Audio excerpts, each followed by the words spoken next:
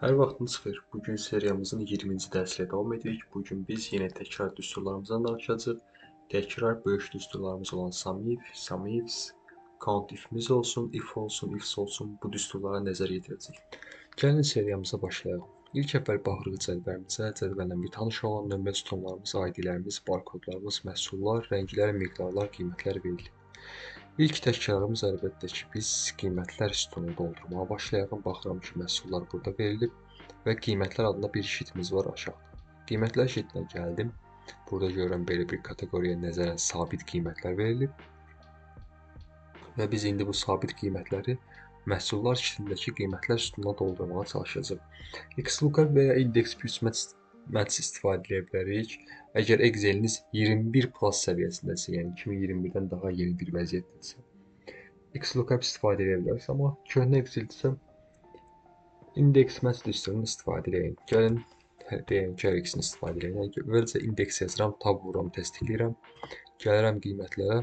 Mənə lazım olacaq seçirəm, nöqtə vergül qoyuram. Ardınca məhsullara qayıdıb burada yaranan məhsullar sözünü silirəm və digər düsturumu yazıram bunun tərkibinə. Düsturumuz matchdir. Gəlib tablo təsdiqləyirəm. Deyirəm ki, nəyi axtarıram? Arada. Yəni mən bu məhsulları axtarıram. Buradakı məhsullara nəzər. Ardınca nöqtə vergül qoyub buradan 0 seçirəm ki, tam axtarış olsun. Mötərizəni kitaba bağlayıram, enter vurduqda görürəm ki, bütün məhsullarımız gəldi. Bir məhsul xətası verdi. O xətanın səbəbi nədir? Saat yeni məhsuldur. Yəni saatın qiyməti yoxdur. O zaman nə edə bilərik? Bunun əvvəlinə if error ata bilərik. If error atıb ardınca burada xətanın nə olacağını yaza bilərik. Biraz daha belə boşluq qoyub yeni məhsul yaza bilərik. Əlbəttə ki, dırnaq içində olmalıdır. Və baxırıq ki, bura yeni məhsul sözü görsəndi. İndi baxalım və gəlin biz məhsullarımıza əsasən statika yaradaq. Amma statika yaratmazdan əvvəl də gəlin XLOOKUP düsturunda bir göstərim sizə. XLOOKUP düsturda bir o qədər sadədir əslində. Tab vurub təsdiqləyirəm, düsturun açılışı belədir. Nəyi axtarıram, harada axtarıram, mənə nəyi qaytarsın. Yəni mən axtarıram bu məhsulları, axtarıram burada və mənə qaytarsın qiymətləri. Və baxın qiymətləri qaytardı. Yaxşı, bəs buradakı enan xətasını necə çarə tapa bilərik? Əslində burada artıq if errora ehtiyac yoxdur. Bunun tərkibində baxın, if not found gəlir. Yəni bir növ if error düsturun artıq tərkibindədir. Bunu yaza da bilərsiniz, yazmaya da bilərsiniz. Gəlib bura yeni məhsul yazıb tapılmayan məlumatlarsın belə bir funksiya yarada bilərik. Baxın, yeni məhsul sözü buraya əlavə olundu. İndi deyək ki, biz məhsullarımız üçün bir statistika yaratmaq istəyirik. Gəlin, biz prosta baxırıq ki, məhsullarımızı bura indi necə hərəsindən bir ədəd yazırıq. Baxıram ki, notebook burada da var, aşağıda da 100% təkrarlanır. Bunları bir-bir belə axtarıb yazmaqdansa, biz unique düsturunu tətbiq edə bilərik. Unique düsturu təkrarlara yol vermədən hər xanadan nadir, yəni bir ədəd yazdırır. Gəlib hamısını seçirəm. Əlbəttə bütün sütunu seçə bilərəm, amma o zaman bizə boşluqları və məhsul sözünün özünü də gətirəcək. Ona görə də bərabər yazıb unique yazıram və gəlib buradan bütün məhsulları seçirəm. Seçdim və görürəm ki, belə bir sıralamamız var. Baxıram ki, bu biraz böyükdür. Gəlib mən də cədvəlimi seçib buna uyğunlaşdırıram. Uyğunlaşdırdım. İndi hər məhsula nəzərən onların belə deyək ki, miqdarları cəmini tapmaq istəyirik. Misal üçün sizin bir deponuz var və hər məhsuldan ümumilikdə nə qədər olduğunu tapmaq istəyirik. Deyək ki, misal üçün notebookdan burada 11 dənədir, burada isə 9 dənədir. Ümumilikdə bu üstündə nə qədər notebook varsa, hamısının miqdarları cəmini tapmaq istəyirik. Gəlirik, miqdarları cəmin axtarıqda baxın, şərtə görə cəm tapmaq. Bir şərtimiz varsa notebook sözünə görə, o zaman sum if düsturundan istifadə edirik. Tab vurdum, təsdiqlədim. Sum if düsturunun açılışına baxıram, range, kriteriya, sum range bölmələri var. Yaxşı, bəs range nədir? Range bizim kriteriyamızı axtardığımız aralıqdır. Yəni biz nəyi axtaracaq? Notebook. Notebook aralığı harda yerləşir? Burada. Nöqtə vergülü qoydum. Əlbəttə bəzi kompüterlərdə bu vergüldür. Ondan sonra biz nəyi axtaracaq? Notebook. Gəlib buradan seçmək əvəzinə gəlib notebook buradan seçirəm nöqtə vergül əvəzinə gəlib buradan F üstündə seçirəm ki, mənə buradakı miqdarların cəmini versin. Enter'e toxunuram və 320 tapır.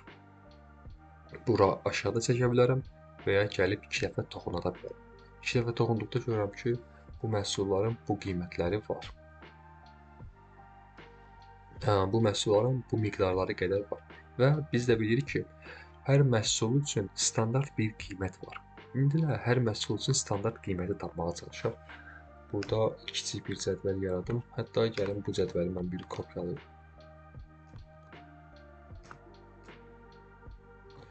Yenidən unique düsturuyla yaza da bilərəm və ya belə bir funksiyadan istifadə edə bilərəm. Baxın. Paralel xananın bərabər yazaraq gətirdim. Bərabər yazıram və paralel xananı seçirəm. Deyirəm ki, bu xana bu xanaya bərabərdir. Və o da bura gəlir. İndi aşağı çəkərək hər birinə bunu aid edə bilərəm. Miqdarlar deyil də indi hamısı üçün vahid qiyməti gətirəcəyik. İndi biz vahid qiyməti gətirmək üçün yenidən xlookup düsturundan istifadə edirik. Bərabər yazırıq, xlookup yazırıq. Gəlib deyir ki, mən bunları axtarıram. Nöqtə virgül. Bunları harda axtarırıq? Biz bunları axtarırıq bu sütunda. Və bizə nələr lazımdır? Bizə lazımdır qiymətlər. Enter vururam və görürəm ki, qiymətlər gəldi. Və bizim nə qədər yeni məhsullarımız var. Yeni məhsulları ona görə yazmaq yaxşıdır. İndi zaten ardıcıllıqla vermişik deyə bizə problem olmayacaq. Buradan da gəlib biz formatını kopyalayıb yeni bir sütun yaradıram və burada ümumi qiymət, yəni ümumi cəm sütunu yaratdım. İndi isə baxıram, notebook-un 320 bərabərdir bu miqdarıdır. Vurulsun desəyə qiymətinə 12800 və bura 2 dəfə toxunarsam belə bir dəyərlər aldım. Belə bir dəyərlər aldım. İndi biraz sizə mənasız gələ bilər, amma bunlar sadəcə sınaq olduğu üçün o qədər də məntiqən işləmir. Amma artıq əsil cədvəllərdə bu daha məntiqli işləyir. İndi gəlin biz digər düsturlarımıza da baxaq.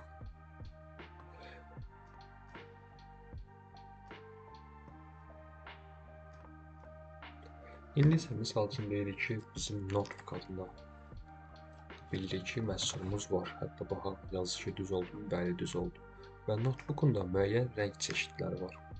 Yəni bu nə deməkdir? Bərabərdir unique yazıram və rəngləri gətirirəm. Deməli, notebookun 4 rəng çeşidi olmalıdır və hər bir rəngdən neçə ədəd olduğunu tapmaq istəyirik. Bunu tapmaq üçün də istifadə edəcəyik biz artıq SUMIF düsturundan. Miqdarları burada bilirik və biz bunları hesablamağa çalışacağıq. Bərabərdir SUMIF deyirik. Niyə SUMIF dedik? Baxın, artıq iki şərtə görə axtarış aparacaq. Həm notebookdur, həm də rənginə görə. Tək notebook axtarsaydıq SUMIF olacaq. Tək ağ rəngli məhsullar axtarsaydıq SUMIF olacaq. Amma məhsul və ağ rənglər verilibsə, burada fərqli kriteriyalarda verilsəydi, yenə də SUMIF olacaq. SUMIF-in tərkinə baxıram, sum range, yəni toplanacaq hissə, kriteriya aralıq, range və bizim axtardığımız. Məntiq çox sadə. Toplanacaq hissəmiz bizim miqdarlardır. Nöqtə vergülü qoydum. Digər aralıq hissəmiz aradı. Notebookların, yəni məhsulların yerləşdiyi aralıq. Məhsulların yerləşdiyi aralıq buradır. Buradan məhsulumuzu seçirik. Nöqtə vergül qoyuruq əlbəttə. Ardıca baxıram ki, range 2 gəldi artıq. Range 2 aradı. İkinci kriteriyamızın yerləşdiyi aralıq. İkinci kriteriyamızın yerləşdiyi aralıq buradır. Nöqtə vergül qoyuram və gelib buradan da axtardığımız kriteriyanı seçirəm. Bunu belə sonsuz sayda, yəni sonsuz dediyimdə müəyyən limitdə olacaq sonsuz sayda artıra bilərsiniz. Enter vururam və baxıram ki, 54 tapdım. Əlbəttə burada manat olaraq tapıb biz bunu sadə rəqəmə çeviririk və aşağı çəkdikdə görürəm ki, misal üçün notebook ağ rəngdə 54 ədəd var. Notebook qırmızı rəngdə 58 ədəd var. Bu burada bizə nəyə kömək edir tapmağa? Yəni baxın, notebook ağ rəngdə 11 ədəd buradadır. Notebook qara rəngdə 9 ədəd buradadır. Notebook qırmızı rəngdə 4 ədəd buradadır. Qara rəng yenidən 1, bayaqki 9-dan 1 toplandı. O formada baxın, cədvəl nə qədər böyükdür. Biz bunu bir-bir etməyə çalışsaq, nə qədər bizim vaxtımızı alardı. İndi isə biraz daha fərqli bir formada yanaşalım. İndi isə fikirləşirik ki, biz Fərz edin ki, bunlar bizim aparılan satışlarımızdır. Və tapmaq istəyirik ki, misal üçün bu cədvəldə biz neçə dəfə notebook satmışıq. Artıq neçə dəfə satdığını, yəni bir sütunda bir məlumatın neçə dəfə qeyd olunduğunu tapmaq istəyirsə və ya bir sütunda bir məlumatın, bir tekstin, bir rəqəmin neçə dəfə təkrar olunduğunu tapmaq istəyirsə, o zaman artıq count if düsturundan istifadə edirik. Bərabərdir count if yazıram. Hətta gəlin bunu biraz daha normallaşdıraq. Bərabər də yazıram. Unique yazıb, unique həddinaltı çox istifadə edirik. Bütün məhsulların siyahısını çıxarırım. Bütün məhsullarımızın siyahısı budur. Gəlib count if düsturundan istifadə edəcəyik. Yəni şərtə görə say. Şərtə görə say düsturumuzda eyni sum if düsturuna bənzəyir. Amma kiçik bir fərqi var. Baxın, deməli biz nəyi axtaracağıq? Notebook. Notebookun yerləşdiyi aralıq haradır? Düsturumuzun tərkibinə baxın. İlk hissəmiz rangedir. Məhsulumuzun yerləşdiyi aralıq buradır. D-stur, nöqtə-virgül qoyub gəlib buradan məhsulumuzu seçsək, enter vursaq 47 dəfə təkrarlandığını tapa bilərik. Yəni bu siyahıda 47 ədəd notebook sözü var. Və bunu aşağı çəkərək hər bir sözdən neçə ədəd olduğunu tapa bilərik. Baxırıq ki, misal üçün PS 11-dən 1 ədəd var, misal üçün saatdan 1 ədəd var, ayaqqabıdan 63 ədəd var. Və bu da onlayn formada bir düsturdur. Yəni siz gəlib də misal üçün notebook sözünü buradan silsəz, baxın orada ki 47 artıq 46 olacaq. Notebooku silirəm. Niyə dəyişildi? Çünki bizim burada unique düsturumuz onlayn formada qalıb.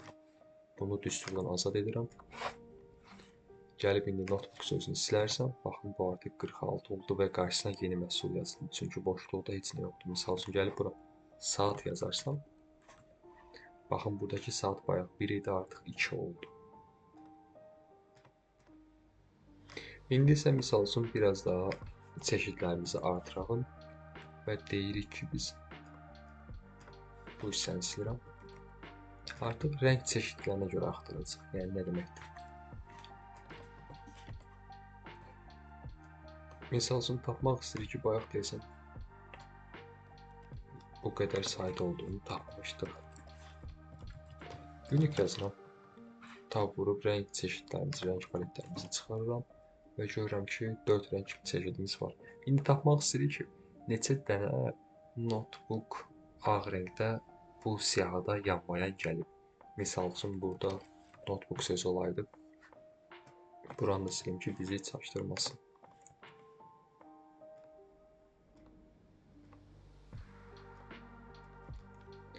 Yəni axtardığımız odur ki, neçə ədəd notebook var idi bu formada təkrarlanma olub. Misal üçün, baxaq haralarda olub. Burada reddir, burada blackdir, qaradır. Notebook. Baxın, bir də misal üçün burada belə təkrarlanma olub. Belə bir təkrarlamanın neçə ədəd olduğunu tapmaq istəyirik və hər rəngə uyğun olaraq tapacaq. Yenidən artıq şərtlərimiz artdığına görə tək notebook axtarsaq count if idi.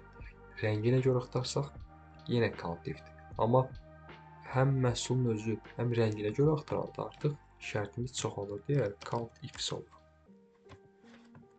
Tab vurub düsturu təsdiq edir. Yenidən baxın, aralıq kriteriya formatında gedir. Bizim aralığımız buradır. Bu aralıqda mən axtaracağım notebook sözünü və bu aralıqda mən axtaracağım bu rəng sözümüzü. Enter vururam və tapıram 8 ədəd.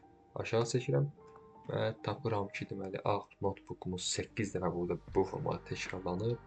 Notebook qaramız 16 dəfə bu formada təkrarlanıb.